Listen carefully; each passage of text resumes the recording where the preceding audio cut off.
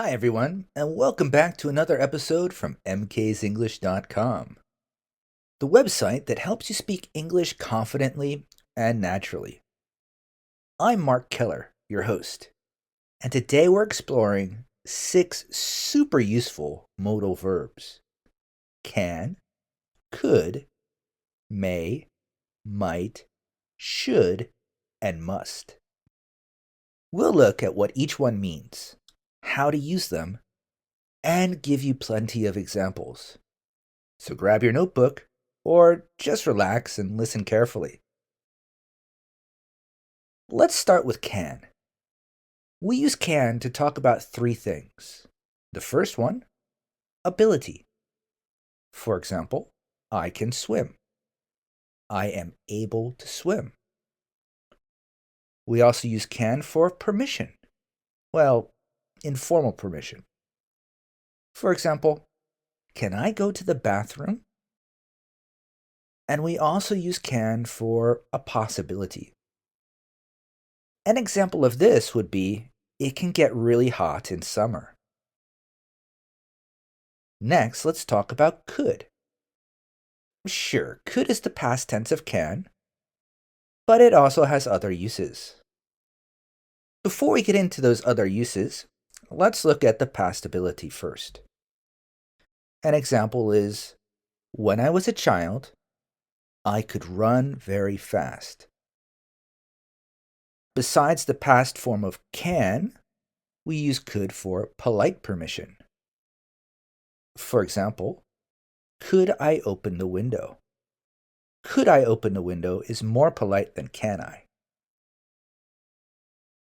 And lastly, we use could for a possibility. For example, it could rain later. This means maybe it will rain. Okay, quick tip. Could is usually softer, more polite, and sometimes more uncertain than can. Right, so let's do a little mini practice. I'll say a situation and I want you to think, should I use can or should I use could? Okay? Situation number 1. You're talking about something you were able to do when you were young. Right, the answer is could. Next, you're asking a close friend for permission to borrow their pen.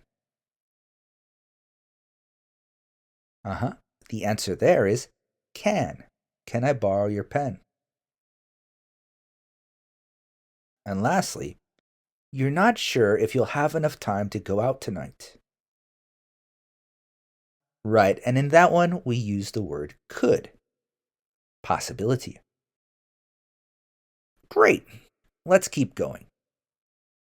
Next up, may and might.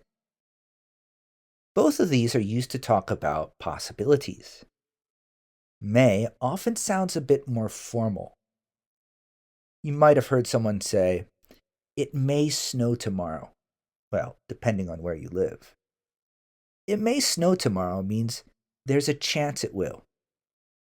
However, might is a little less certain. I might go to the party. Maybe yes, maybe no.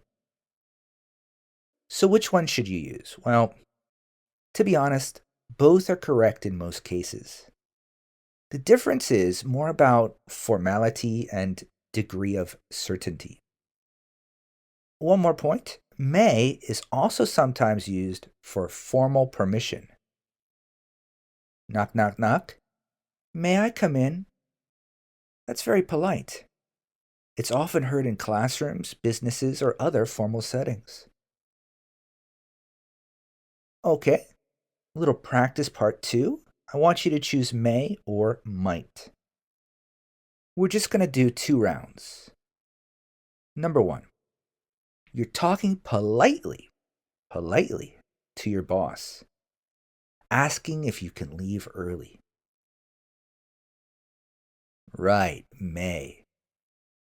May I leave early? I'm sure you got that, but let's move on to round 2.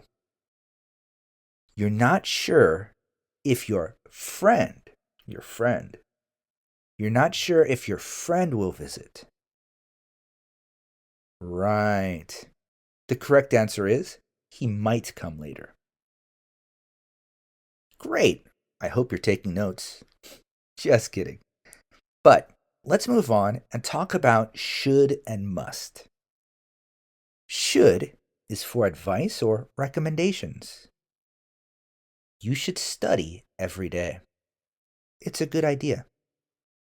Or, we should leave now. It would be better to go. Must, on the other hand, is for strong obligations, necessity, or sometimes rules. You must wear a seatbelt. It's required by law.